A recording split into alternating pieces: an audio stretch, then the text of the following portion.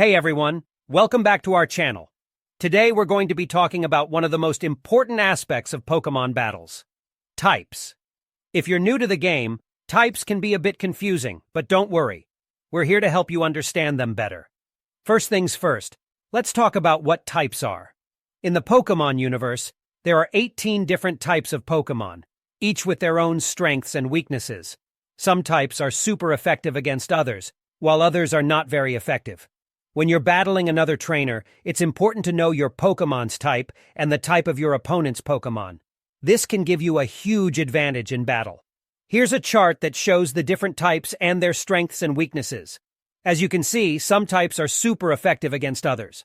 For example, if you're battling a water-type Pokemon, you'll want to use a grass-type Pokemon, which is super effective against water. On the other hand, some types are not very effective against others.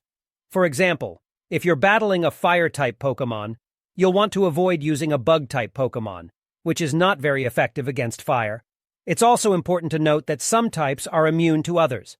For example, if you're battling a ground-type Pokemon, you won't be able to use electric-type moves against it, because ground types are immune to electric-type moves. So, now that you know a bit more about types, let's talk about how to build a balanced team. Ideally, you'll want to have a mix of different types on your team, so that you can cover each other's weaknesses. For example, if you have a fire-type Pokemon on your team, you'll want to have a water-type Pokemon as well, since water types are strong against fire types.